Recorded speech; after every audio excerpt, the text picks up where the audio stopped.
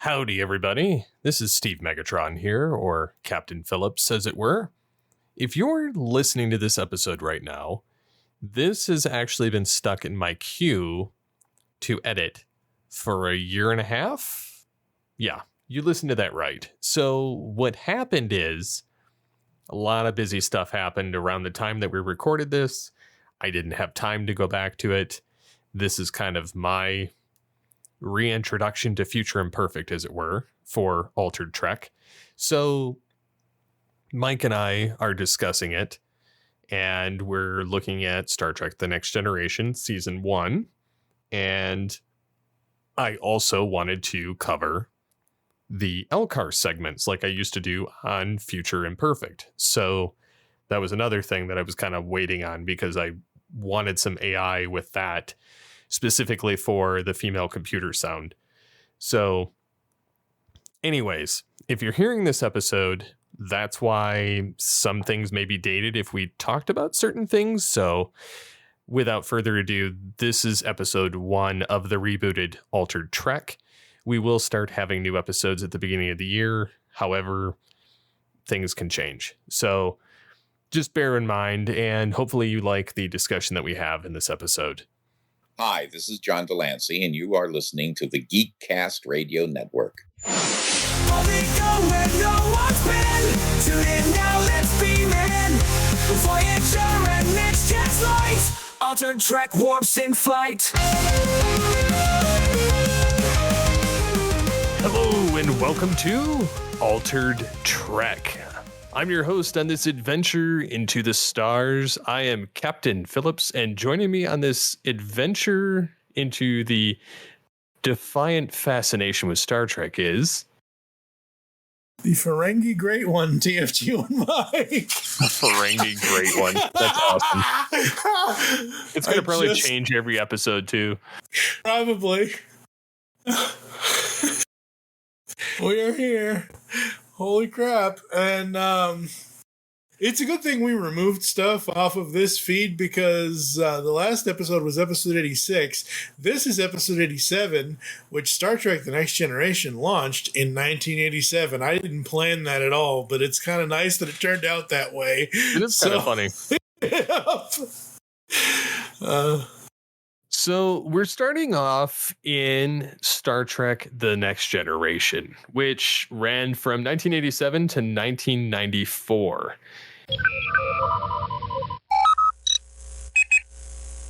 This computer terminal provides full access to the LCARS computer net.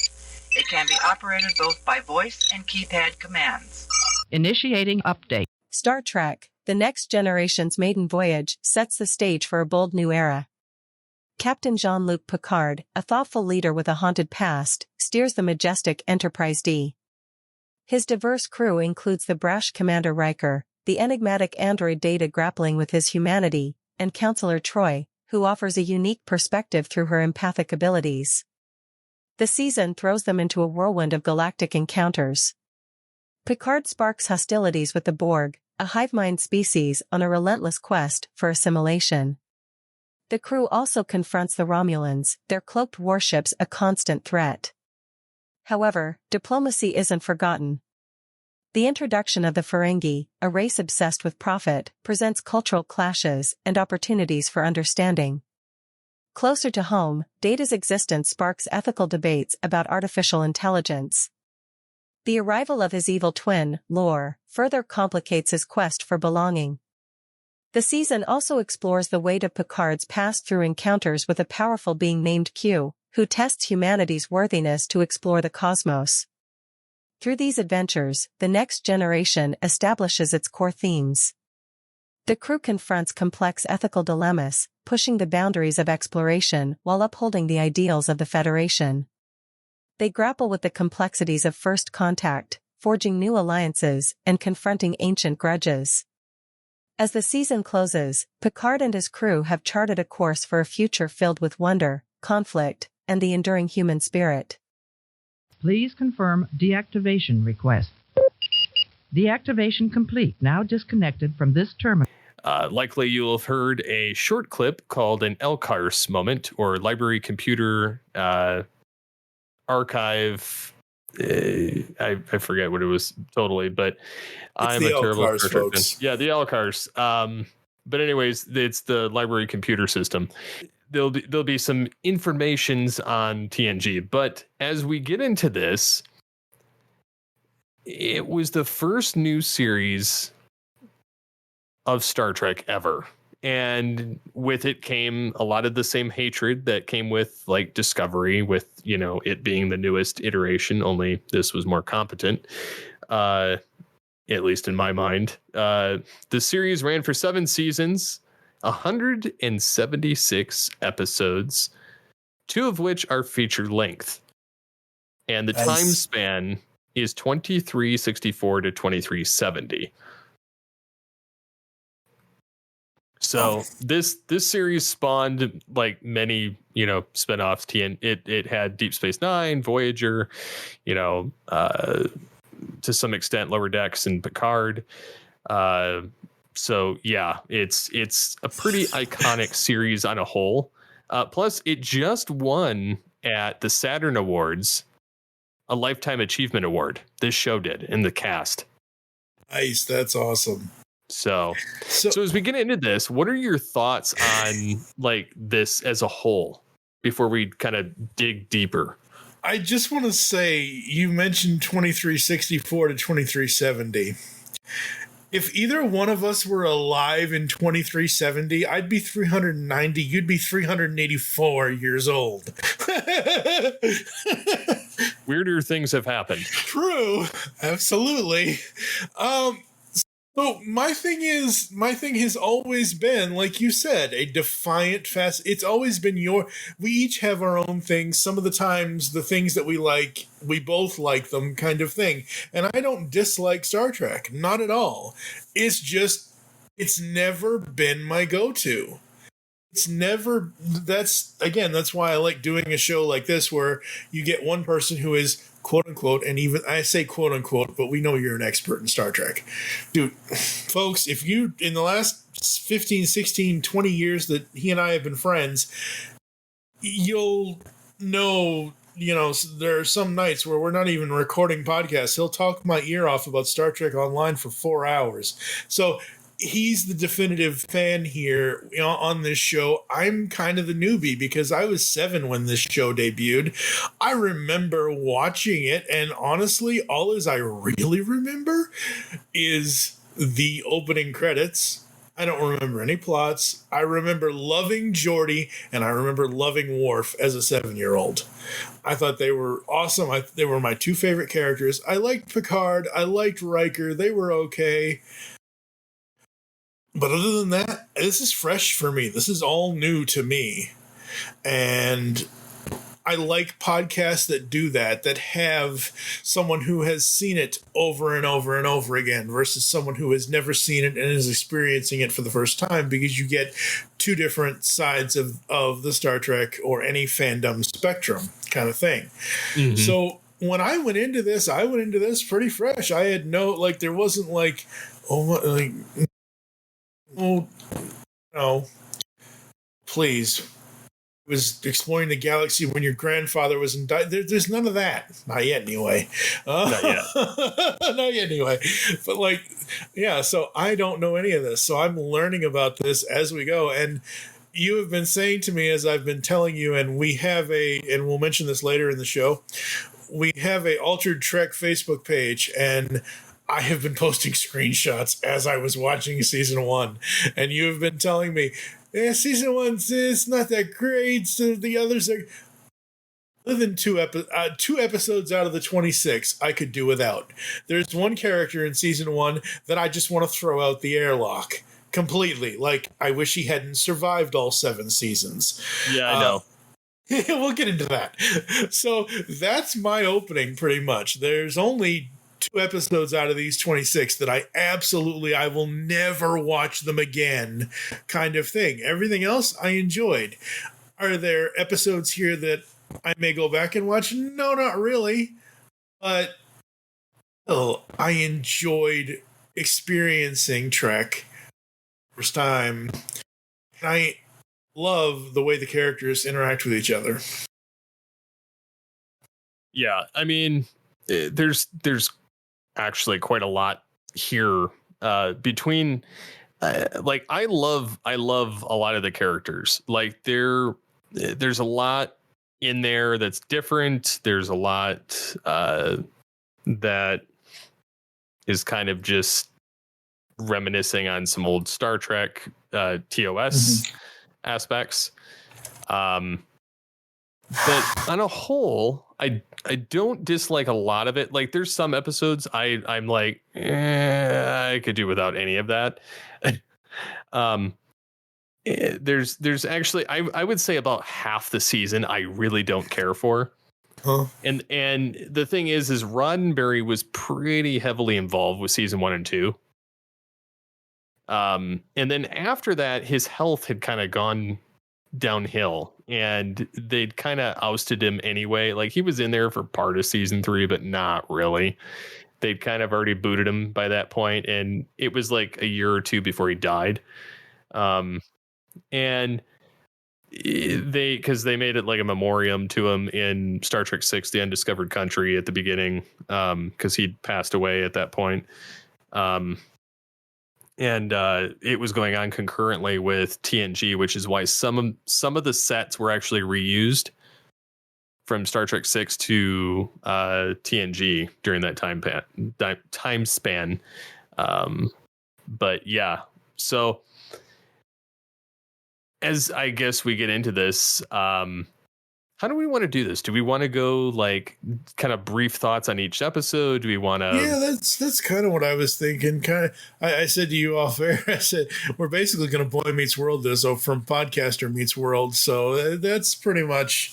We're not going to spend too much in-depth time on each one of these, but yeah, I think that's a good way to start for this for season 1, and yeah, it just I don't know. Yeah, so the first episode, Encounter at Farpoint. This is the first and second episode, feature length, of TNG, and it's honestly not the best episode because it kind of doesn't know what it wants to be. It goes all over the place. There's a lot of stuff going on, but it's written by DC Fontana and Gene Roddenberry, who both of them wrote a lot of the original series. But you can definitely see a lot of conflicting stuff. There's some things that are very TOS oriented. There's some stuff that's new.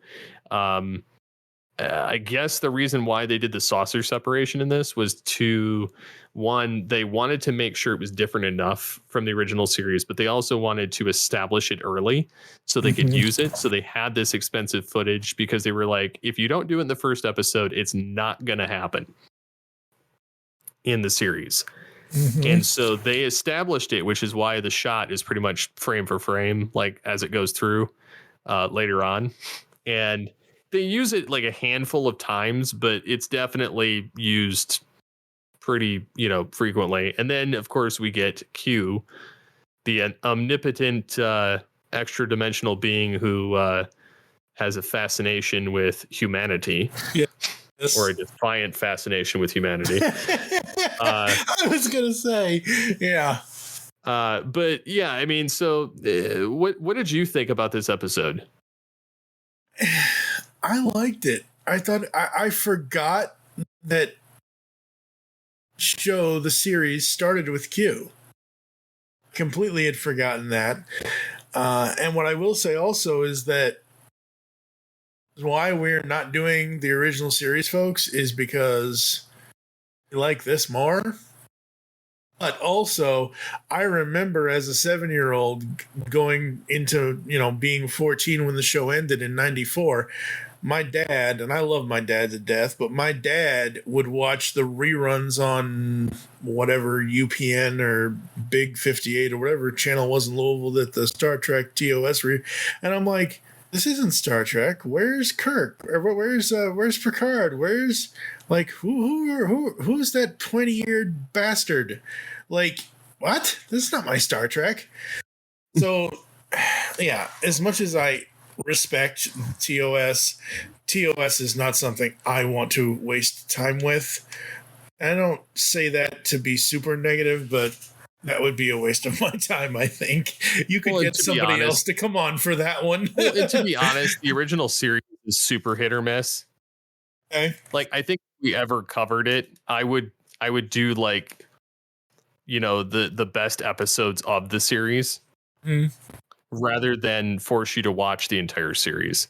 I'm down with Like- that. I mean, we're doing this by season because we want to go through all of TNG, DS9, etc., etc. I'm perfectly fine with you doing like best of top 10 of whatever. That's fine, but we're going to do all that later after all of this because this is way more interesting to us than that is.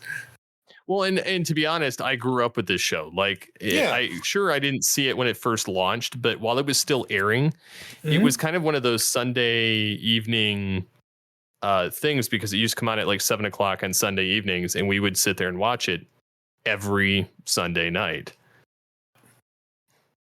Absolutely. And both my parents were Trekkies, so it was kind of one of those staples. That's good. That's absolutely awesome. As far as Encounter at Farpoint goes, it's not my favorite episode, but it's not my least favorite. It's very much in the middle. I think it's a good, especially since it is a two-parter. It is a, like you said, feature-length full episode. Because when I originally started watching this, to prepare for this, I'm like, wait a minute, 2-hour pilot movie, what is going? And that was kind of the thing, honestly, because Knight Rider got a 2-hour pilot movie in 1982. So that was kind of an 80s staple with certain television shows. Not really comedies, but most of the action shows would get something like that to kind of get the network's attention. And back then, you had the networks, you had ABC, NBC, CBS, you had, and we didn't have internet back then. You had to rely on the Nielsen ratings. You had to rely on, getting butts in the seats at home kind of thing. And I think Encounter at Farpoint is a fun little romp that they do. And Q's okay. I like Q kind of, sort of, but I like it when they defeat him more than I like him himself. Sorry, John. Yeah, but I mean, what I enjoyed the most about this one was Q. I enjoyed the saucer separation. I enjoyed, seeing the new cast and kind of playing in there. We had Michael Bell. Oh, that surprised me. I was like, wait, what's Sideswipe doing here? Duke. Yeah, Duke. That's right. Yeah. Because that was the reference I got when I rewatched it, and I was like, okay, this is kind of cool. But there's definitely basically two different storylines going on here that are kind of unrelated until like they try to wrap it up with Q at the end. But I did overall enjoy it. It wasn't like something I would go back and rewatch. I loved the callback with McCoy. But also the holodeck was a new thing. For this, and they'd briefly touched on it on the animated Star Trek series back in the 70s, but it didn't really pan out. But what was nice is there's a callback in this one where, do you remember when Data is trying to whistle the tune of Pop Goes the Weasel? Yep. And then he goes marvelous. Remember that clip because that comes back to play in Picard. Oh, nice. Cool. There's a nice callback to it, and it's very fitting. But yeah, it's definitely a fun callback. But yeah. So what would you give this episode? 0 to 5 on the GCRN scale. I would probably give this a 3. I would agree. It's a good, like I said, it's a good starting point. No pun intended. It's a good, interesting story, 2 sets of stories to start off the series, but what's next kind of thing. Like what like, I believe it's either, I think it's in the second episode where I think it's at the end where Picard says the adventure is just beginning, or whatever it was that he says, or better adventures are out there, or, whatever it is. And I'm like, oh really? Okay, cool. I'll stick with this then. Mm-hmm. Absolutely. Yeah. Yep. So moving on to the next episode, The Naked Now. I'm checking wah. and it has nothing to do with. It does. Well, and it this doesn't. is actually a play on an original series episode. Mm-hmm. They had an episode very similar to this in the original series, and I think that they actually, if I'm not mistaken, draw back to that one. Oh, interesting. In this, like they mentioned something about it, and yeah, it's they basically get a big horny space virus. Yeah, pretty much. Yeah. Um, It's not as bad as the next episode, which we'll get to, but it was interesting because I'm like, oh, they're gonna go to some sex planet or something, or they're gonna do this or they're gonna do that, but no, it's a crew of the ship, and then this drunk virus, and I guess that's one way to do a whole Mothers Against Drunk Driving in 1987, or that kind of thing. It was all right. I'd probably give it a 2.5, maybe. I don't know if this is worse or not than Encounter. I enjoyed Encounter at Farpoint. I think a little more than this. I did not care for this.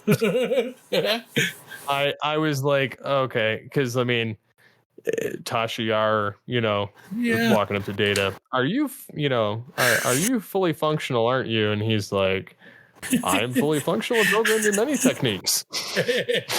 And so like he's got this like fascination with Tasha Yar after this point. Like even though he like has no emotion and can't feel it, he's like he has this attachment, even though he really shouldn't, but because of their time shared in this episode, it left a mark on Data. Yeah, absolutely. So but yeah, I'm not a huge fan of this episode. All right, Code of Honor. Let's get this out of the way now. I feel like Daffy Duck. Would you like to shoot him now or wait till you get home? Shoot him now. Shoot him now. Shoot him now. Shoot him now. Right. So Code of Honor is about a mission of mercy jeopardized when a planetary ruler decides he wants to wife an Enterprise officer. Yes, pretty much. Yeah. No. This is another one that feels very original series vibing, like just in general, it doesn't like have the looks Kirk and style. being, but it doesn't have Kirk being Mr. Horndog. It has. No, that's Riker. Oh yeah, but I mean, and Riker did it better than Kirk ever could. Sorry, not sorry. Yeah, but Riker had the charisma. Yeah, exactly.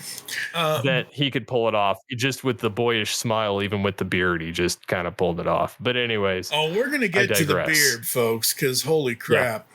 Yeah, we're going to get to that. But this whole episode is basically, like you said, Lieutenant Tasha Yar goes down to this planet who it's basically polygamous story, pretty much. It's this ruler who has all these wives and blah, blah, blah, blah, blah. And see enough of that on true crime shows. I don't need to see it in Star Trek. Get what they were going for. I don't like what they were going for at all. And I would probably give this a 1, if not a 0. Yeah, this is one of my 2 where I could just forget entirely, like erase it from everything. I don't like this episode in the slightest. So I'm good with that. Not one I need to relive. Oh. The Last Outpost. This one is fun because it's this one's about the Ferengi showing up. In pursuit of Ferengi marauders, the Enterprise and its quarry become trapped by a mysterious planet that is draining both ships' energies. And what's funny about this is the Star Trek game Resurgence that had just come out in spring of 2023 actually plays into this episode. Like they pick up the storyline from this one and run with it. And this one has to do with the planet in the Delphi Ardu system and the Takan Empire. which is the cause of draining the both ships' energies. And Commander Riker's on the planet and meets with an entity called Portal 63, a guardian of the Takan Empire, and asks them whether they want to enter the Empire. And then, it starts asking them questions. The Ferengi, of course, are cowardly and barbaric, and he's testing Riker with riddles, and of course Riker and knows that Portal can read his mind, and doesn't flinch at all. No, which just goes to show you how awesome Riker is. Like when he puts his bladed spear, and he's impressed with the composure of Riker, and Riker just replies, "Fear is the true enemy, the only enemy," and is pleased by the thoughts, and then starts discussing Earth history and Sun Tzu and all these other things that are similar to the Takan Empire. But it's funny because in Resurgence, Riker again meets with Portal 63, and that storyline takes place because of the Takan Empire and their resurgence, and so it plays into that very well. So this episode, I rewatched it when I played the game because I was like, oh, there's a reference here that I remember, but I don't remember. And so I went back and rewatched this, and it's like, okay, now this has better added weight. Yep. And I have not played Resurgence, but again, that's why Steve is the expert here. But I really dug this episode. I thought this was a fun episode. I thought it was a great way to introduce the Ferengi. So yeah, I would probably give this a 4 out of 5. I would probably give it about the same, just because it was enjoyable and I could see myself watching it again, and it wasn't overly irritating. And it was just, I don't know, there was a lot going on, but it kind of had this unknown and more of a philosophical thought behind some of it. So the next episode, Where No One Has Gone Before. It's a similar title to Where No Man Has Gone Before in the original series. Again, another kind of play on that. It's about an experimental engine modification that throws the Enterprise to the edge of the known universe. The crew must rely on a mysterious alien to guide them home. Yeah, I liked this. I thought this was really fun. I enjoyed this episode as well. I hated the arrogant engineering officer, Kaczynski. Yeah. And I did like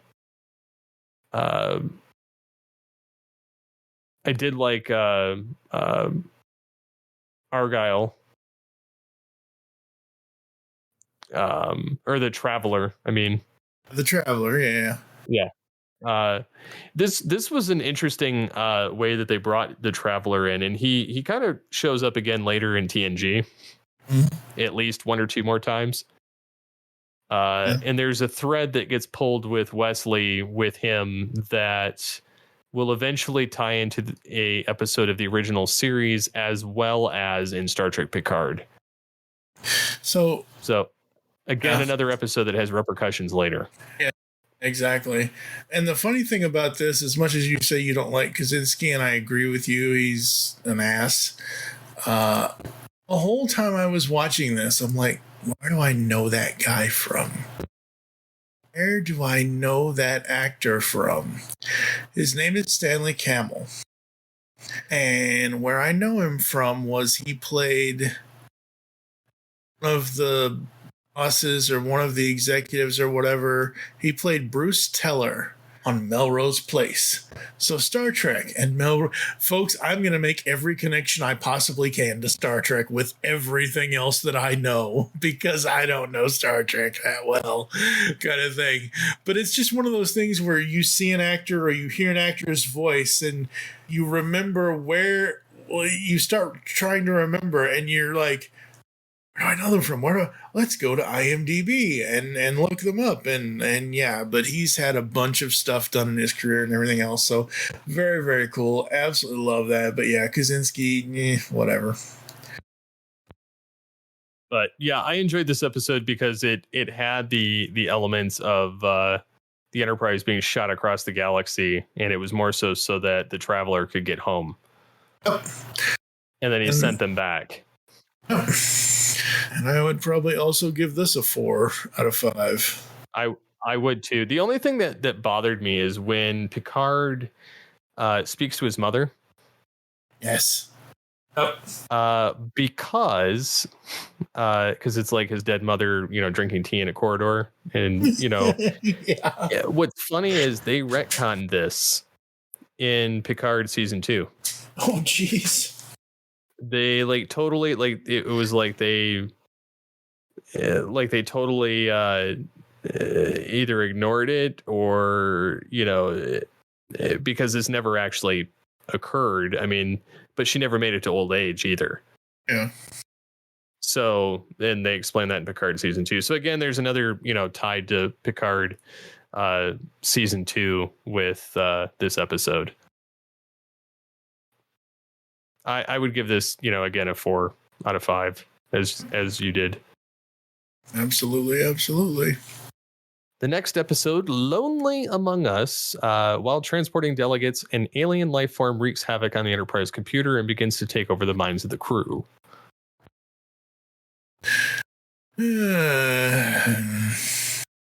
It was okay. I don't know. The electricity just looked stupid. Yeah. Just because it was, were not great. 80s. Yeah. No, and I did not care for this episode, and the alien looked like a wolf guy, and then I don't know. I didn't really care for this episode. So, again, I know the Star Trek mission, 5-year mission to boldly go where no person has gone before, et cetera, and to explore new life and whatever else. But do they always have to be delegates? Do they always have to be? Does the crew of the Enterprise always have to be the middleman between two feuding peoples or planets or what? Really? Yeah, they're the peacekeepers of the galaxy. Oh, so they're they're the Jedi. They just don't have the laser swords. Great. Pretty much. They don't have the cool robes either. All right. Well, Only Among Us. Yeah. I liked. Again, I don't know. I like the aspect of Picard getting, shoved into the computer system, and then Data figuring it out with the, blue text P that's on the thing, and then they transport him out. But I mean, other than that, I didn't. Wasn't one of the episodes I really cared for. I'll probably give it a 2.5. I'll probably give it a 2. It's another one of those episodes where we get the non-corporeal life forms that kind of show up, and that's pretty common in season 1 and 2. Yeah. Absolutely. The next episode is Justice. When Wesley Crusher is condemned to die on an idyllic, primitive planet, Captain Picard must face breaking the Prime Directive to save the boy's life. Oh, don't break the Prime Directive. Let him die! This is my second that I could do without. This is a straight 0 from me. I don't even have to discuss it. I could not stay. You're going to do an episode where a child goes to a planet, any child, even though the fact that it's Wesley of all fucking people, but you're going to do an episode where a child goes to a planet and it's illegal to accidentally destroy flowers. F off. Ferengi off. Get that Ferengi out of here. I'm using that instead of using the other word, folks, because I know Steve doesn't always like it when I use the other word. So, straight 0. Do not care about this episode whatsoever. Yeah. It's a very much an original series type episode. They do this is another one of those kind of courtroom kind of scenarios where TNG kind of is full of those. But some episodes are better than others, and this is not one of the better. No, not at all. No. So, but I do like that we do get a lot of the episodes are going to feature a lot of Data in Picard moments where they're very close and they're, asking questions and, Data's inquiring about things. And it continues to build through Picard, the series. and they do a pretty good job with it. But again, we have the evolution of characters, and it's not serialized, but it is with the characters, just not in the storyline. But yeah, overall, it's this episode sucks, but but I like the series. So let's get into the next episode, The Battle. When a group of Ferengi present Captain Picard with the derelict remains of his old starship, he begins to lose himself in the past. And this episode I really liked. Yeah, me too. This was fun. It was cool. It was interesting. Again, you show me, okay, so you show Encounter at Farpoint to anyone. Okay, anyone that has never seen this before, doesn't remember seeing it. That's the introduction of, oh, I want to know more about these characters. You fast forward 8 episodes to episode 9, The Battle, where you get part of Picard's past. And this is where that kind of starts for him specifically is, you get a part of that and you see that. And that's what I like in my TV, my animation, my movies. I mean, movies are more of a finite time constraint as far as being able to tell a story. But with 26 episodes for the first season, you can do an episode like this at the 9th position and then do another one at 14th or whatever the hell, you know what I mean? And that's great. This was really good. I really dug this one. And it featured the Constellation class for the first time, and it used basically a kit bashed Constitution class from the refit movies. The saucer section was kind of unique, and then it had the strut that kind of shot off from the top and the bottom, and then it had 4 nacelles, and those nacelles were the original series refit, Enterprise live action films warp nacelles on it. And it was very cool. You got to see Picard in his original ship that Damon Bach was using a forbidden tool to screw with Picard's head. And then Riker devised a countermeasure for the Picard maneuver. Because, he's like, is there a countermeasure? And Data's like, there's not been one that has ever been discovered. And then Riker, uses the tractor beam to kind of keep him from ramming the ship. That's right. And it's like, da-da, he won. But I loved getting to see like the old style bridge, getting to see which it's a redressed battle bridge from the Enterprise, which is also a redressed original series film bridge. Nice. With like Excelsior aspects. So I mean, they keep redressing the same bridges because they're shooting productions at the same time. Right. But yeah, I loved this episode. I loved getting some of his past learning, about the whole aspect of it, and then it was just, I don't know, it was a lot of fun to watch. Yeah, it was a lot of fun. It was very interesting. Again, having the Star Trek crew and the crew of the Ferengi ship having to work together, because this isn't them firing on each other. This is a hidden third entity doing something to them kind of thing. And very, very cool. Mm-hmm. Very awesome. Yeah. I would give it a 5. Really? Yeah, I'll give it a 4.5. That's not bad. I like that episode a lot. So moving on to another episode with the omnipotent Q, Hayden Q, which this, other than Encounter at Firepoint and All Good Things and Tapestry, every episode that Q is in has the word Q, or the letter Q in the episode title. Those are the only 3 episodes Q is featured in that the letter Q is not in. So Q returns to the Enterprise, and he tests Commander Riker by giving him the power of the Q. I like this because, again, we're seeing, thing about shows, movies, whatever, is you have to balance the characters. On the 4 characters for the Enterprise, you got Picard, Riker, Crusher, Troy, Ada, Geordi eventually, and Worf. So 7. Excuse me, sorry. You have to balance that.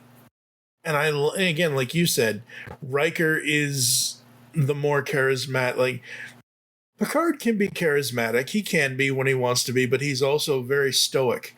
And Riker is more of that. He feels more of the swashbuckler to me kind of thing. And the fact that Q wants him over anyone else, it's like, oh, okay, I see that. That's cool. And I liked Q in this one more than I liked him at Farpoint. Oh, yeah. This is where he's playful, Q. This is where he's fun. This is where he's, even though he's totally a dick, it's his character. Like, he's doing it. He's being playful. Yeah,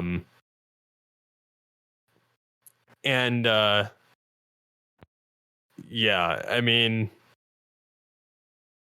he's really good in this. You get kind of a vibe of where he's going from here on out.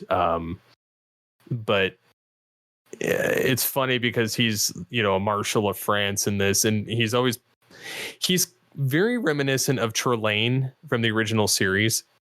Okay. There's an episode where the Squire of Gothos, there's a character that's named Trelane, and he's basically it's like a Q but not a Q, and that's kind of where this Q is getting a lot of his influence from. Mm-hmm. Yeah, very, very good episode. This might be my first 5, honestly, because again, Commander Riker just killing it with the performance. Mr. Frakes over there.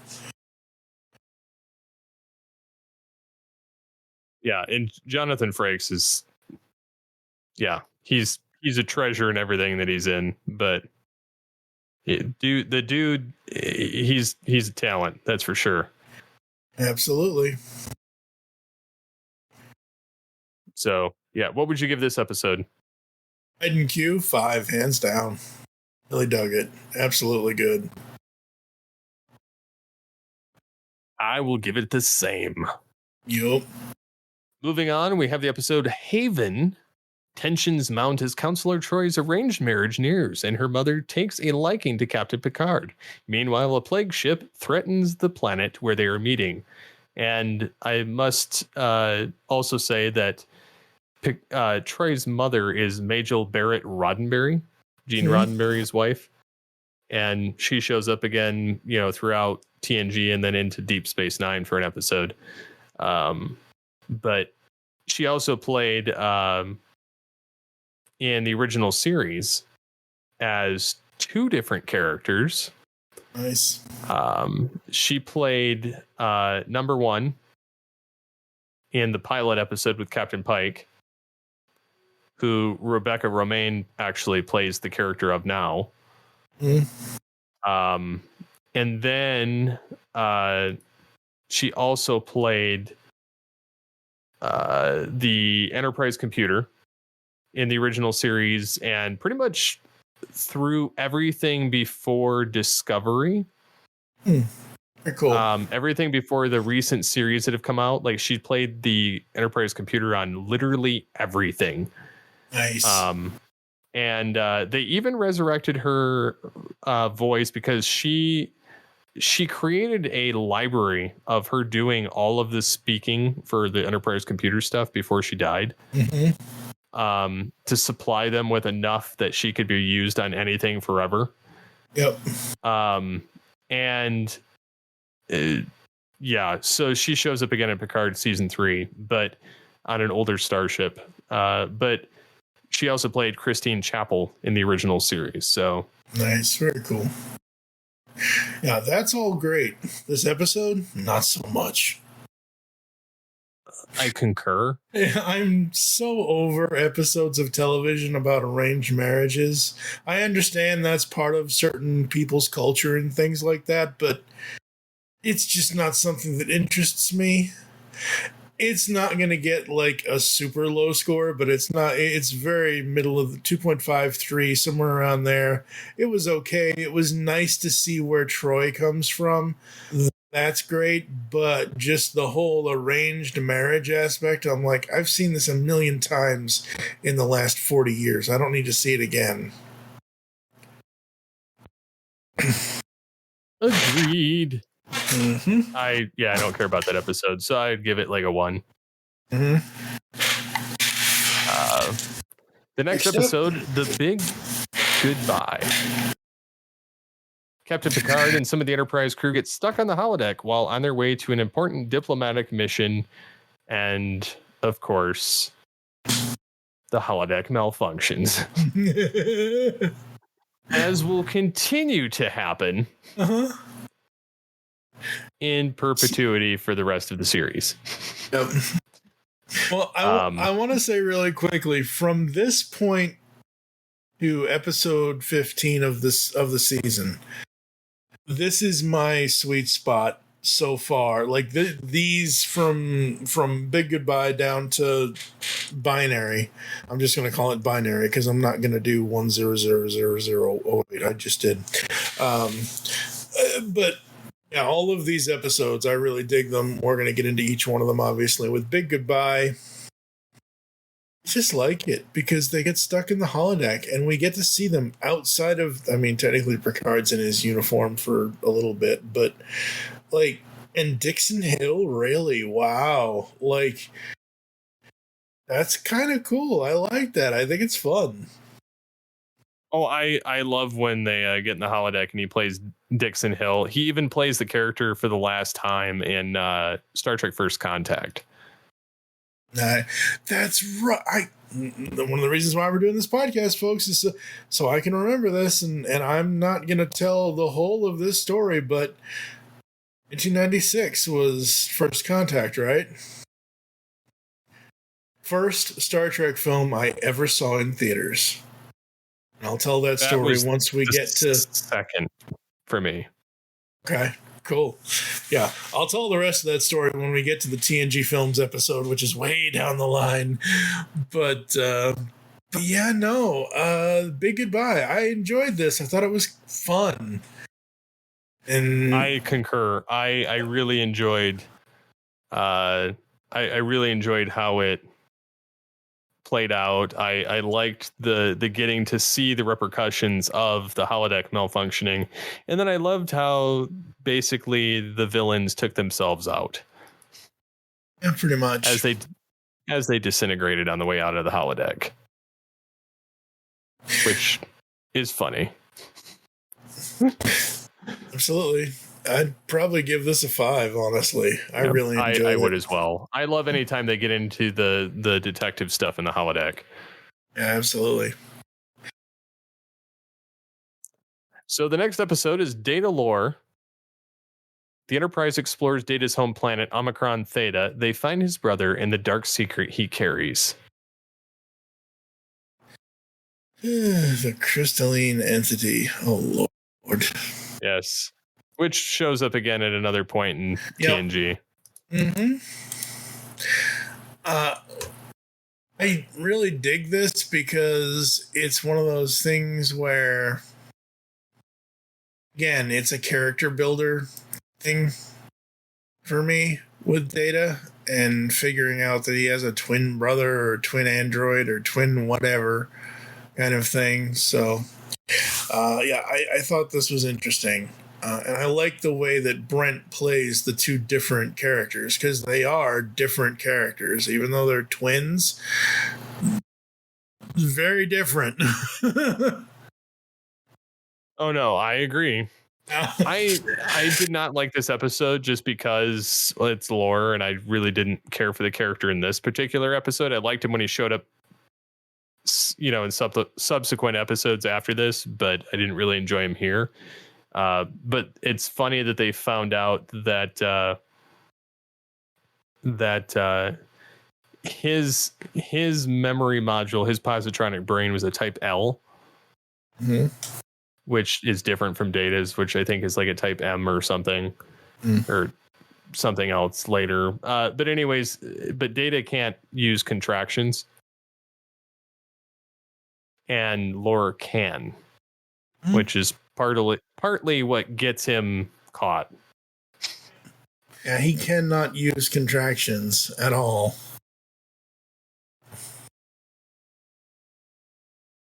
So, But yeah. What would you give this episode? This one, I understand why you don't like it as far as lore goes, but because this is, other than when we went, and we will get back to this, folks, but when we were reading the IDW Star Trek comics and he showed up in one of those, I was like, oh, and you're like, yeah, that's Data's brother. I'm like, Data had a brother? Like, I didn't even know. He actually has multiple brothers, but okay. You'll find that out in Nemesis. Which is how Data returns in Picard, but yeah. All I can think of, and I don't know if you remember this show or not, but you remember Newhart? Yeah. Okay. I'm Larry. This is my brother Daryl. This is my other brother Daryl. That's what I think of when I think of Data and lore. I'd probably give this a 3.5. Honestly, it wasn't bad at all. And again, for me, it adds characterization to Data. I'll probably give it a 2. Okay. So moving on, we have Angel 1. While Riker leads an away team to a female-dominated planet, a mysterious virus spreads among the Enterprise crew. It seems to be a virus like pretty often on the Enterprise. Somebody's bringing back something. Yeah. Well, you go to all these weird worlds that don't have quarantine or walls between countries or anything like that. You're going to have a bunch of viruses somewhere. I like this one, but so this to me is similar to Code of Honor because it's one of those society type things, but at least this one is not them trying to marry off people or do this or do that. It's basically, like you said, it's a world dominated by women. The women rule, the men are the slaves, etc., etc., etc. Oh, is this Earth or Angel 1? I can't remember, kind of thing. What I noticed in this episode, and I did not know this before, this aired, January 25th, 1988, which was 2 years after. Wow. I thought this was, wouldn't have been. Only time I've seen Patricia McPherson outside of Knight Rider. As soon as I saw I forget what her name is in this, the dark-haired chick that's in love with the rebel leader. But that's Patricia McPherson, who played Bonnie Barstow, Kit's mechanic on Knight Rider. I was like, ooh, Bonnie, yay! No, I like this one. I thought it was good. I thought it was fun. Wasn't too bad. And then, of course, you get Data in charge. That's a mistake. Yeah. Well, there's aspects where he's good at it. Sort of. Geordie's better. Yeah. So the next episode is 11001001. Wait. What are you going to give Angel 1? I'll probably give it a 3. I'm going to give it a 3.5. Binary. Yeah. I can tell you're enthused. It's not terrible. It's while a group of technologically advanced aliens board the Enterprise to update the ship's computer systems, Riker discovers just how real a holodeck character can be. And so they've crafted this, element. And then, of course, they're going to Starbase 74, which is basically the same starbase that they used in the original series films, that they continue to revisit at certain points. It also shows up again as the Fleet Museum in Star Trek Picard Season 3. So, but you get the Binars, the aliens named, 1001, who work as a unified pair. And they upgraded the USS Wellington, and they're going to upgrade the Enterprise computers. So, and they're going to make repairs to the holodeck, and basically everybody is off the ship, or certain aspects of them are. They commandeer the Enterprise while putting Riker and Picard into the Holo Suite, and then Riker meets Minuet. Another thing that will come into play in a future season. Mhm. More so out of another holodeck thing, but not in the same way that this episode plays out. But yeah, you get the character trying to hold them in the holodeck, and the Picard and Riker are the only ones pretty much on the Enterprise. Yeah, the Enterprise kind of evacuated. Yep, and then they set the auto destruct, and that's when everything kind of goes back to normal. I was like, wait a minute, we got 15 episodes into this show, and they're already going to blow up the goddamn ship. Oh, it happens more than you think. No, I know, I'm sure, but I'm just saying, like, 15 episodes.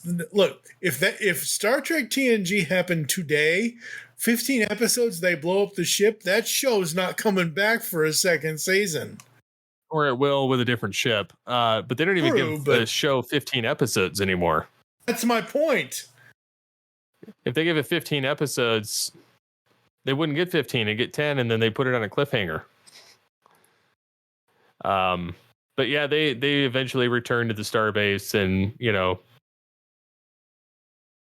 and Riker returns to the holodeck, but the Minuet that he knew is gone, and replaced another brunette, similar looking, but nowhere near as what he was looking for. But yeah, I don't dislike this episode just because I think it's funny seeing Picard and Riker, messing around on the holodeck, and then these aliens taking over. But it was like kind of a nice buddy cop episode, more or less, with Captain and First Officer. Absolutely. And the two binars, and I get it. How many times, and I'll probably ask this in future episodes of this show, folks, but how many times when people have asked for help from the TNG crew that they've said no to? Like, that's the whole thing with the binars. We couldn't take the risk of you saying no because they're, ones and zeros. They need definitive blah, blah, blah. And yeah, so when I got to the end of the episode, I was like, oh, really? But the rest of the episode I really enjoyed. So, I don't know, 3.5? Yeah, I'll give it about the same. So the next episode is called Too Short a Season. An elderly Starfleet admiral hides a deadly secret as he heads the Enterprise D in a hostage rescue mission. This was weird. It wasn't really bad. But it wasn't bad, but it was weird. Yeah, it's strange, but it's Star Trek.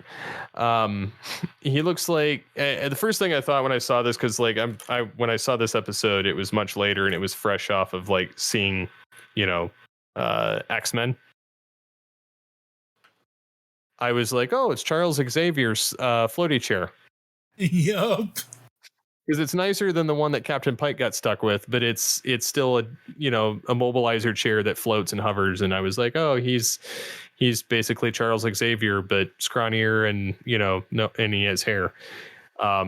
Basically looks like the Crypt Keeper left him there. But Jameson, beams aboard in his wheelchair with his wife, and then he's been slowly taking an experimental drug so that he can negotiate the release of the hostages. That he was the one that did the releasing of the hostages 45 years before that, but he wants to set peace for this this group of people. Mm-hmm. And he's 85 years old and suffers from Iverson's disease, which affects the whole body but not the mind. And so that's why he starts taking this kind of experimental drug and starts getting younger,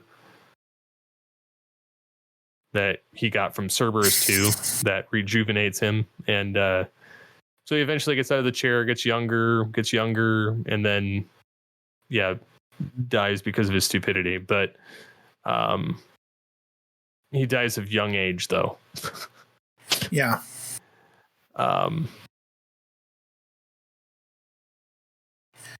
But yeah, it was an interesting episode overall. I don't hate it. I don't love it, but it's an interesting episode. Yeah, it's very much 2.5, and I was looking through the actor's filmography for Jameson, the old guy that turns to the young guy, and he's been in a lot of cool stuff. I just don't recognize, like, he's one of those actors, and we'll talk about this as the series goes on, folks. He's one of those actors where you see him and you think you know him, but you don't know him kind of thing. He's one of those that doesn't have a regular series gig, but when he shows up, you really recognize him kind of thing. Well, that's cool, I guess. And then we have the next episode, When the Bow Breaks. This one's interesting. Wesley Crusher must protect a group of kidnapped Enterprise D children while Captain Picard fights for their release. It's also interesting because the Aldea planet that they're referencing here, the humanoids that are on there, and the planet, because they at this time they couldn't reproduce or whatever, and that's why they stole children from other ships, which kind of put a weird conundrum on everything.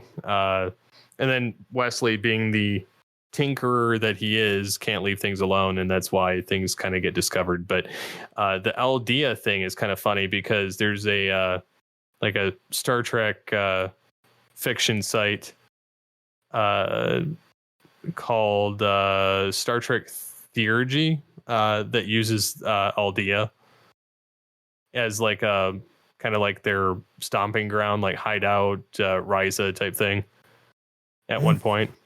So it's kind of funny, like just everywhere. Like I'm so ingrained in all different aspects of Trek, like I can kind of pull things from different references. But yeah, this episode's interesting with Wesley communicating with the Enterprise crew and kind of working with Picard to get things kind of back to normal, getting all the students back to their parents, their rightful parents on the Enterprise. This is the only episode to this point and after for the rest of the season that I actually liked Wesley. Yep. He was very, very helpful, kind of endearing, and you felt like empathy for his character, and he actually was of use, not annoying. He was written well. Yes. Absolutely. I would give this one probably a 3.5, 3 or 3.5, just overall, just because of the conundrum that they all kind of were in. Yeah, I'm right there with you. I'd probably give it a 3 over a 3.5, though. And then the next episode, Home Soil, when Enterprise D visits an outpost in the process of terraforming a dead planet, almost sounds like Genesis, they find the science team threatened by a mysterious new life form.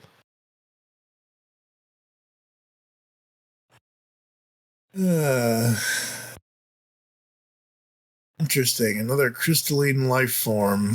Oh boy, so many crystals in this show.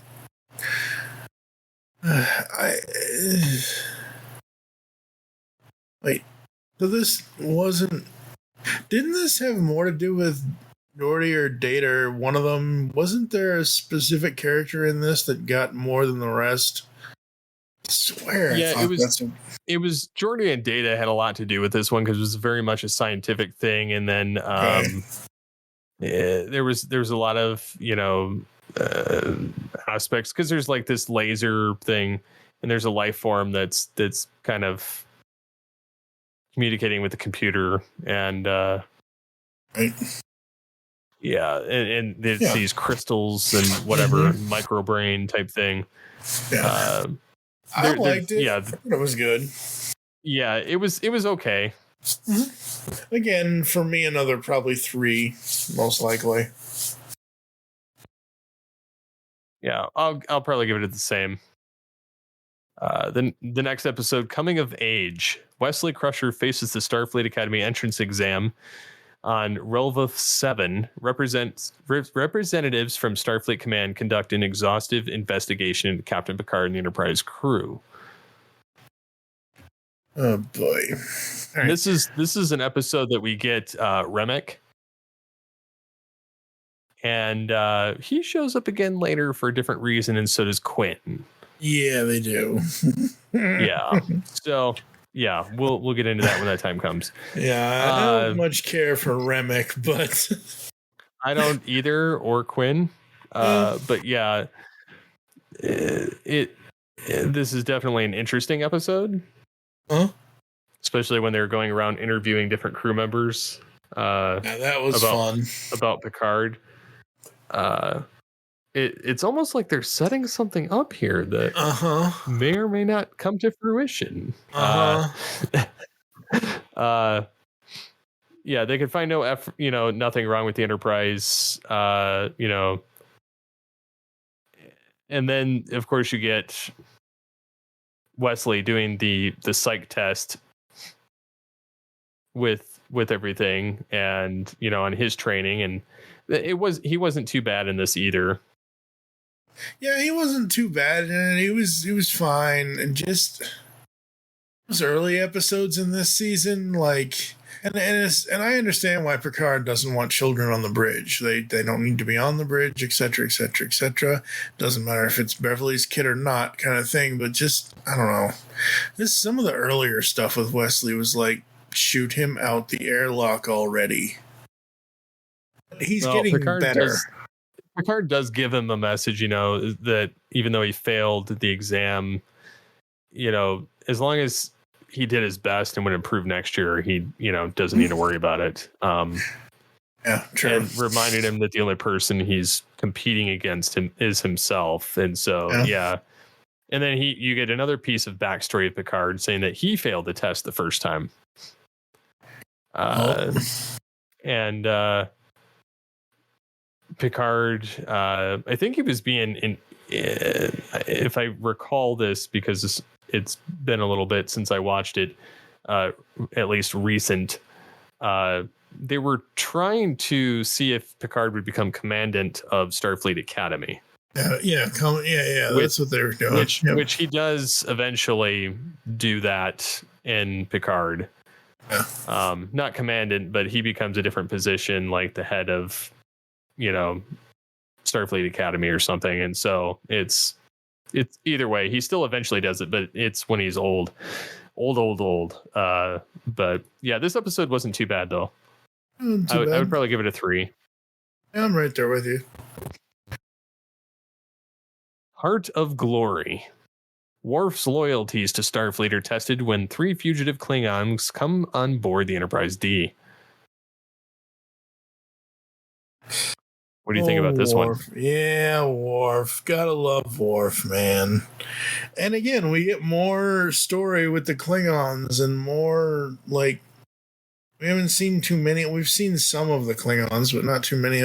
I always forgot how much the Klingons, I know Klingons, Romulans, Ferengi were the 3 main kind of sort of villains, but not really kind of thing. But I never knew how much each of them had, like, as far as screen time goes. And seeing the Klingon thing here was kind of interesting, because these 3 Klingons want to basically be nostalgists, like I kind of am, where they want to be able to do what they were born to do, which is fight and this, that, and the other thing, and everything else. And I like seeing this because it shows us how different Worf is from all of the other Klingons. Well, and he's got this awesome arc that they don't really do much with in TNG. Yeah, I mean, they do some when it comes to the Klingon Empire, but they do, he's primarily at ops going, raise shields, should I fire? And Picard's like, no. And so, I mean, that's the majority of what happens is he's being told no.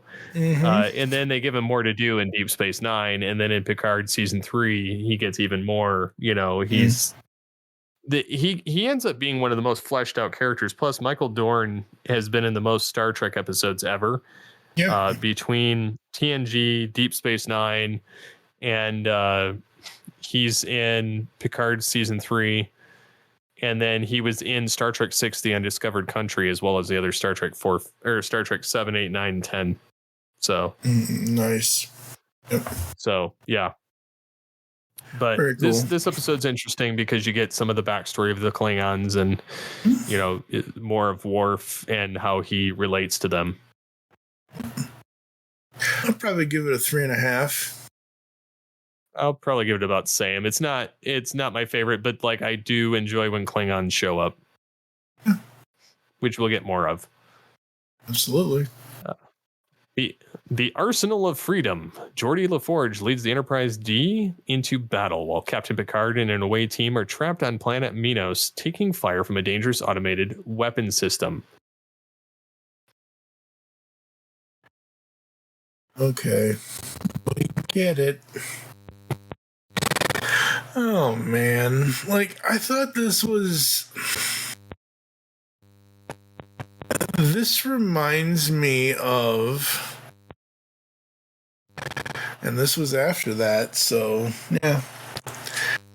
Reminds me of no, it's not, it's before, wow, it's before, reminds me of Beverly Hills Cop 3, essentially. Because in Beverly Hills Cop 3, Surge returns, and he has this whole weapons demonstration at this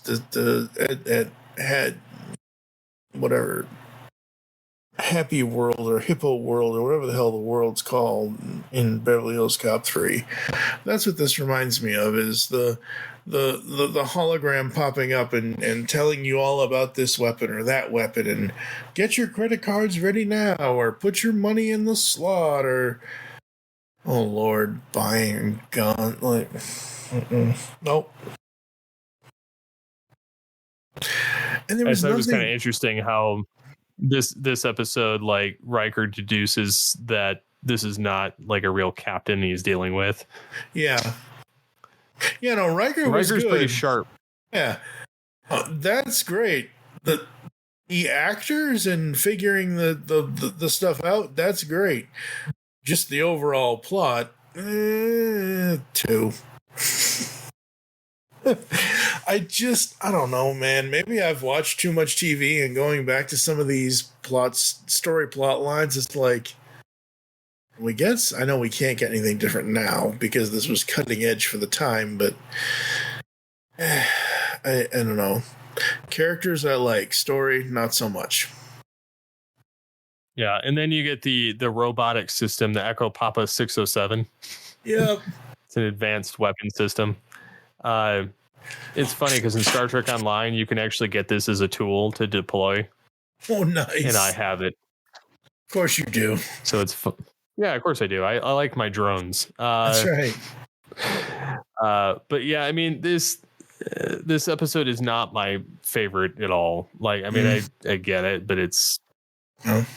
I mean, at least you get the saucer separation, so... Yeah, again, anytime the effects happen, anytime there's an actual character moment with crew members, whether it's Riker, whether it's Geordi, whether it's whatever, that's great.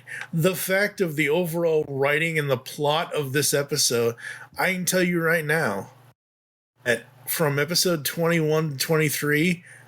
they are some of my least favorite. But like, we already went through my 2 episodes I could do without completely. Oh, it gets worse. I know. There's one redeeming one at the end, but yeah.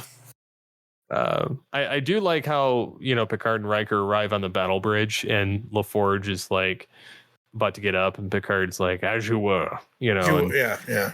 I like Geordi, I like Geordi in the command chair. That's awesome.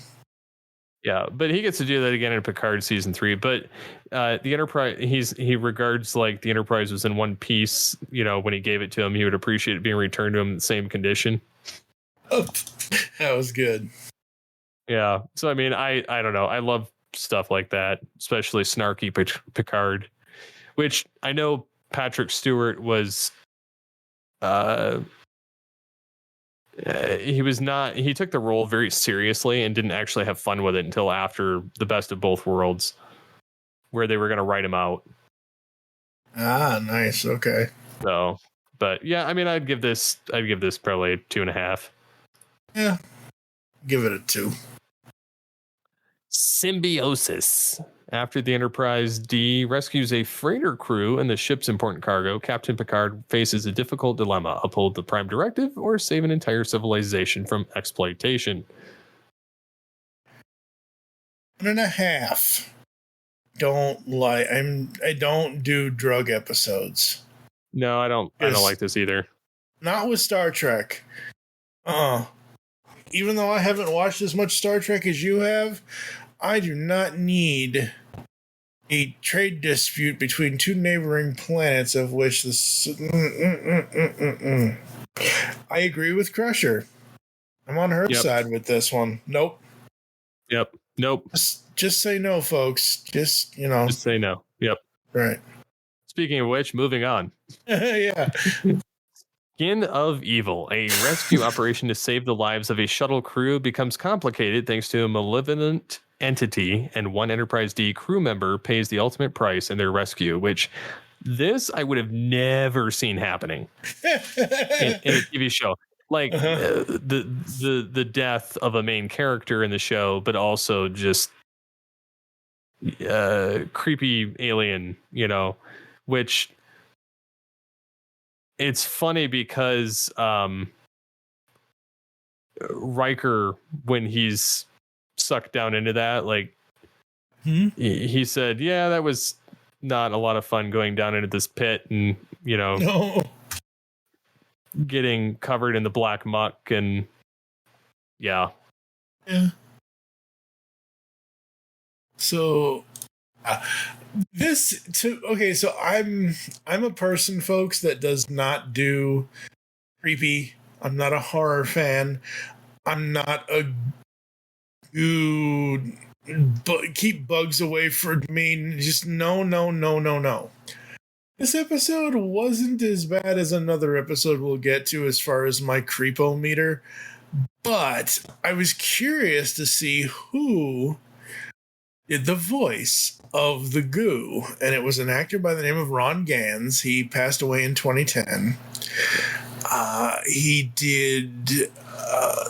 did Mother Goose Video Treasury. He did Hulk Hogan's Rockin' Wrestling, the cartoon for Hulk Hogan. He was interesting. Transformers Connection, 8 episodes as the voice of Dragstrip in Generation 1. Very cool. Very cool. I knew I kind of recognized his voice a little bit. The last role he did he was Captain Koenig / Carl Sands in 2 episodes of The Real Ghostbusters from 87 to 90. So, yeah, I was very curious on the voice of the Skin of Evil. And yeah, the episode was okay. It wasn't horrible, but it was okay. I'll probably give it a 1.5 because I just didn't like the episode. But Captain Sludge Monster. Yeah, I mean, I get it, but I mean they also killed off Tasha Yar because it was twofold. Like, one, I think she wanted more to do, and 2, Rick Berman was like, hey, go jump a cliff.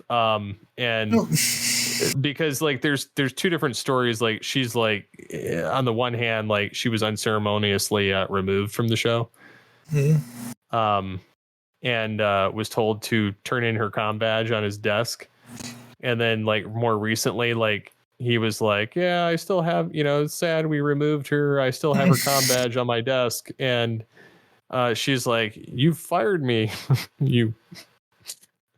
Yeah. So, I mean, it was kind of it's one of those things that the world may never know. But Yeah. I don't know. I didn't feel a great loss that she was gone.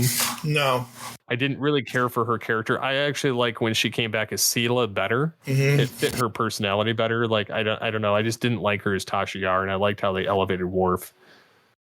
Yeah, I liked how they elevated Worf to overall security chief, because when she was there and he was there, it was like, Who does what? Who does what? Who does what goes where? Etc. Etc. Etc. She was an okay character. She wasn't a bad character, but yeah. And I was kind of sad in the moment because of the the character got killed. But after that, I'm like, okay, let's go, Worf. What do you got? So, Skin of Evil overall, 2. Yeah. So Oh. the next episode will always have Paris. And they made fun of this one too, like in Lower Decks. There was an episode called "We'll Always Have Tom Paris." That's amazing. Because play on words. But in this one, Captain Picard encounters a woman from his past after her scientist husband's experiments begin to unravel the fabric of time.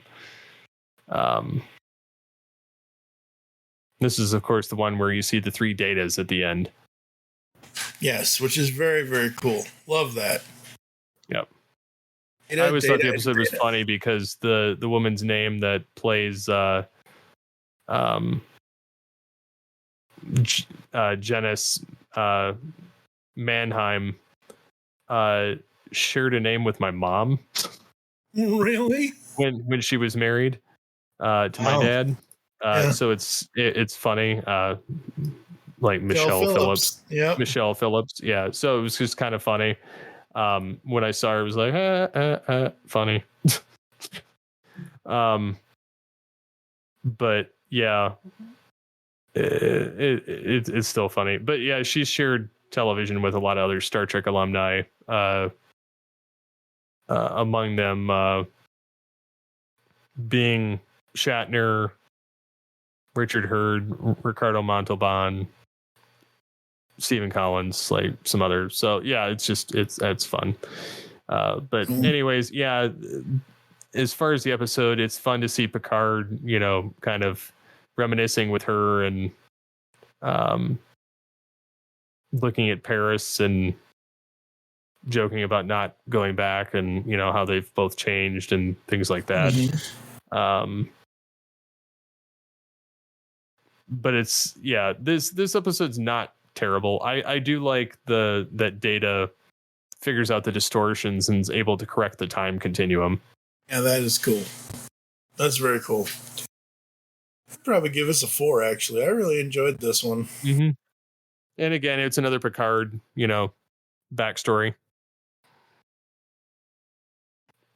So the next episode is Conspiracy, which this is one of the few that I had on a VHS as a kid, which I don't know why we had this one on VHS as a kid. This one's creepy. But creepy after Picard, and wrong and nope on a rope completely. No. Yeah. So after Captain Picard receives a dark warning from an old friend, the Enterprise D returns to Earth to stop an alien invasion from taking over Starfleet Command. This episode is kind of the premise or the backstory of that that Star Trek fan writing group that I was telling you about in an earlier episode about the Aldea. This is the premise of the entire storyline, is the little earwig bluegill creatures, but not quite. Basically, that series takes place like as if this episode never happened, but the entities are basically very similar in function, that they've infested Starfleet.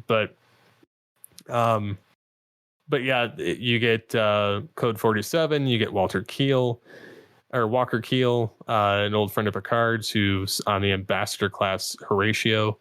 And then you see a bunch of other captains. Now, note, there's also a African-American female captain. Michael Burnham was not first. Okay. As much as they try to push that, Star Trek 4 also had another one in that on one of the Reliant class ships. So I'm blowing smoke on the Discovery people, but it's more so just the news was like, oh, and even she said it, oh, I'm the first, it's nice to be the first, of this. And it's like, no, that there's been people that have done it before you. You're just the only one that's like the head of a show. Yeah. But yeah, it was just, yeah. Anyways, we get into, this secret meeting on the planet with Picard and, these other captains, and it's only the captains, and basically trust no one. And, Keel dies, and Picard tells Riker about suspicion, of things happening. And then Admiral Quinn, connecting on the Enterprise. And then there's been a great deal of reshuffling of personnel at command because they're infested. And then you get Remick. And then we discover, as Quinn is on the Enterprise, as he makes his way through a lot of old memories and whatnot, Picard realizes he's an imposter, and then, you get Riker and Worf going against him, and he's like uncannily strong. But then Picard meets with the other admirals on location, as well as Remick, and they kind of discover this bluegill thing. And then Riker has an idea, beams down, and then they're all eating this nasty like insect larva thing for dinner, which was disgusting. And nope on a rope. Yep. And then Riker pretends to do it and plays coy, and then manages to infiltrate, and Picard's like grossed out. You can see it on his face, and then Riker drops it and phasers him as the Vulcan nerve pinch comes after him. I was surprised how many times that they've used it so far.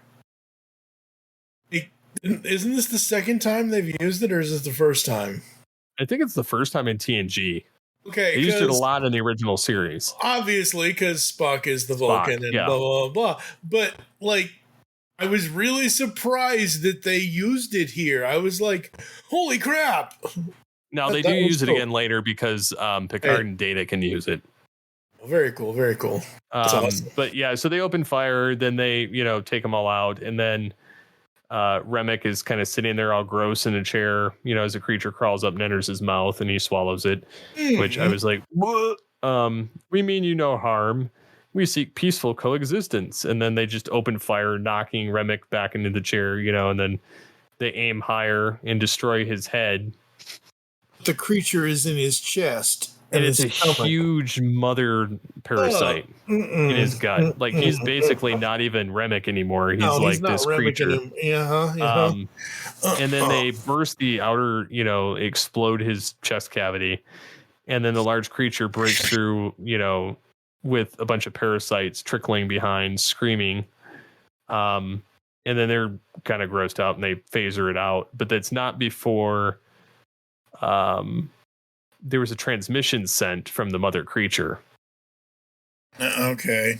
And they transmitted, at the time he died was a homing beacon, but then it's just kind of, you hear the sound of electronic beeping at the end, and then they kind of leave it. Yeah. And it's never picked up again until like Star Trek Online. They use it again at one point in the Delta Quadrant, and which is where they're from. And but that's why it's funny, like that Star Trek Theurgy fan rating thing. They use it pretty heavily. The concept anyway, not the same naming or idea conventions, but it's very similar. But they pick up where it kind of runs with it. So. But it's funny, like all these little one-off storylines that either show up in fan writings or they show up on Star Trek Online is like another aspect. But I would give the episode probably like a 2.5, just because I don't particularly enjoy it, but I do remember it, scarring my childhood. straight one for me. I do not do creatures coming out. The only creature I ever kind of sort of is whatever doing that, coming out of stomachs and stuff, is the creature from Spaceballs. Hello, my baby. Hello, my. That was fine. That was funny. That was a reference. This, no, I don't dislike this. Like I dislike episode 4 and episode 8 of this season, or the ones that I've said straight 0 to before in this episode of the podcast. But this is not an episode I will ever watch again, and it's definitely a 1 for me. I can definitely see that. And the finale. And the finale, ending the season on a high note. Mm-hmm. We get the neutral zone. Yup. After rescuing 3 ancient humans from cryogenic stasis, the Enterprise D is ordered to the Romulan neutral zone on an important mission. Season finale. It's nice because we get this space module, and Picard's attending an emergency conference on a starbase. The Enterprise D is waiting for shuttle return. They find an ancient space capsule from Earth, and Data requests permission to check it out with Worf, and Riker's like, granted. And then they make a discovery that humans were on it and in frozen chambers, and they discover that majority of them are dead. Some are skeletons, some are not, some are just completely dead. And then they're all dead, but more or less to different degrees. And Data ends up asking for permission to beam 3 back. Each one needed some minor medical attention, according to Dr. Crusher. Minor now, but then their conditions were obviously terminal. One had a heart problem, and another an advanced case of emphysema with extensive liver damage. And then they were all cryogenically frozen. And Picard was ticked that they were even brought on board. Well, he was ticked about that, but he was also ticked that he wasn't informed that they were brought on board. Like, Data just went and did this with the permission of Riker. Yeah, and he's like, well, it's done now. Yeah. And so, yeah, they end up having to deal with the situation then, because the one is like a, investor tycoon. The other's just like a mom of some kids. Or on and Instagram, then it's TFG1 Mike presents. You end up with another one that is like a country music star who drank a lot. Yes. So what I will say about this episode is that it's entertaining for sure. It's very entertaining. It very much is. The 2 actors, the 2 male actors, the billionaire dude and the country music. Oh my god, that's just hilarious. Well, it's a bunch of hooey. It's a bunch. That's right. Hogwash and hooey, and yeah. So yeah. So let me see here. Where's Subcommander Claire? No, I don't want to rate you, IMDb. But it also is nice because you get the Romulans returning, and they have their glorious giant warbird, which was pretty cool. Is amazing. Yeah, that ship it's amazing. Awesome. But yeah, they definitely kind of went all out in this one, and it was. They never did say who destroyed their bases on the neutral zone. Yeah. But it left an interesting conundrum that they never revisited. Oh, well, that stinks. But yeah. So let me see here. So I'm trying to, because I want to go through these actors just a little bit here, because we know these guys. So Mr. Leon Rippey, Mr. Country Music Star, he did a bunch of stuff. He debuted in something called a TV miniseries called Chiefs in 1983. Did 2 episodes of that. He was in. Let's see, Hit the Road Running. Where is he? Was in the Star Trek episode here. He would go on to play. Wasn't he an angel? I swear he was an angel at one point. That's 97. Oh no, he was in. Oh, that's right. He was Dewey. That's right. He was Dewey / Vince Pike in Walker, Texas Ranger, and Walker, Texas Ranger just premiered on Hulu for the first time. So I've been going back and watching that. I got to get back to watching that. But I swear he was in. I guess he wasn't an angel. I thought he was. Anyway. I like that guy. He's a fun actor. He plays these whatever kind of roles. And then the guy that played Mr. Billionaire there is Peter Mark Richmond. Ton of stuff. He debuted in a TV series called Suspense in 1953. I'm going to scroll to roles that I know we would know him more as. He was in, let's see here. That's a lot of scrolling.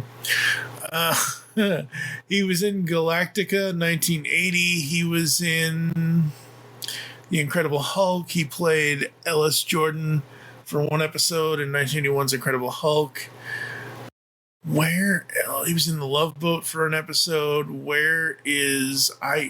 I know him, and I know his face. Obviously, Next Generation. What was the other thing? Beverly Hills 90210. Mission Lessons. Oh, that's right. So in Spider-Man the Animated Series in 1996, he did 2 episodes as the old voice of Peter Parker. So in those 2 episodes of Spider-Man, Peter gets old because of his spider disease and whatever else, and he voiced that character. He voiced Winchell in Batman Beyond. I don't remember Winchell, but I'm sure whatever. I thought there was something else that he did. At first, when I first saw him, I'm like, Ricardo Montalban? I know it's not, obviously. Hello, I'm looking at the stuff now. There was some Defenders of Earth, Murder, She Wrote. There was something else that I thought I recognized him in. Oh, that's right. How do I not remember this, first of all? He was Dr. Klaus Bergstrom in 2 episodes of Knight Rider. See? Even though I'm on the edges of the Star Trek universe, I can always bring it back to stuff I love. So what did you think about this episode? Like, I liked how they kind of turned out.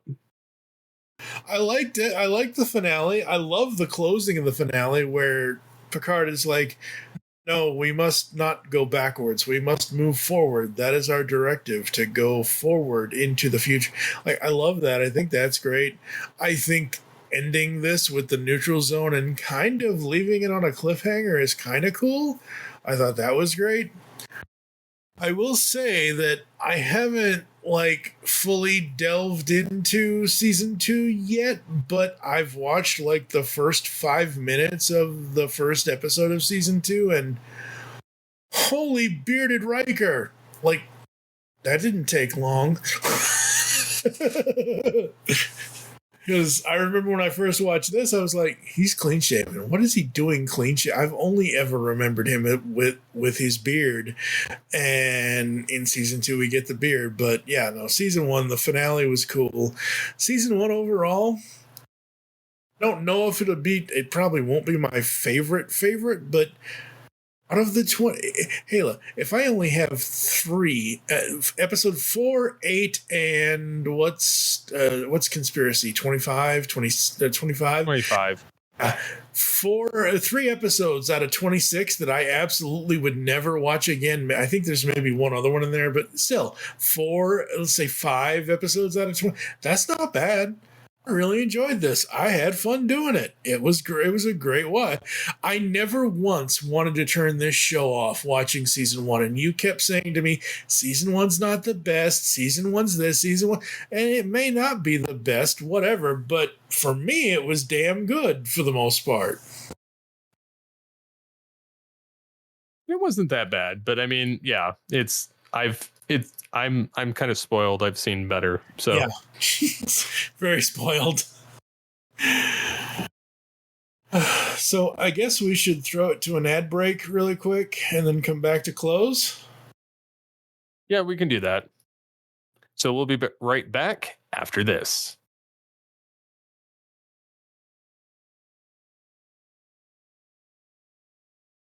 And we're back. So overall, what did you think about just our first jump into Trek? I'm digging it, man. I'm having fun. This is cool. This is great. Other than, like I already said about the episodes, and hopefully he gets better. He kind of got better in this season. The only character I would throw out into space is Wesley, but hopefully he gets better as time goes on. He does, and then he starts disappearing more and more. I was surprised that he lasted all 7 seasons, actually. I thought they were going to kill him off in like season 4 or something. No, they kind of make him sparse after that. Yeah. Overall, no, I very much enjoyed this. And like I said, as much as I enjoyed watching Tasha and having her as a character, she's not missed. Because, again, like we said, who's the security chief here? Who's like, if Worf is the weapons guy should also be the security chief, because as badass as Tasha was in a few of the times she had to enforce her security stuff, Worf is a much better security officer. Totally. Sorry, Tasha. But yeah, no, I'm having a lot of fun. I'm very much looking forward to future episodes of Altered Trek. Agreed. So to close this one out, thank you for joining us on Altered Trek. If you'd like to get in contact with us or leave feedback for the show, there are several ways to do so. You can visit the website geekcastradio.com, where you can listen to and comment on all of our content. You can send an email feedback at geekcastradio.com. Check us out on any of our podcasting clients. You can follow us on all of our social media profiles. You can follow me at SCP21 or Steve Phillips VO. You can follow yourself at where, sir? That would be TFG1 Mike, or on Instagram, it's TFG1 Mike Presents. Until next time on Altered Trek, we'll be covering Season 2 of Star Trek The Next Generation.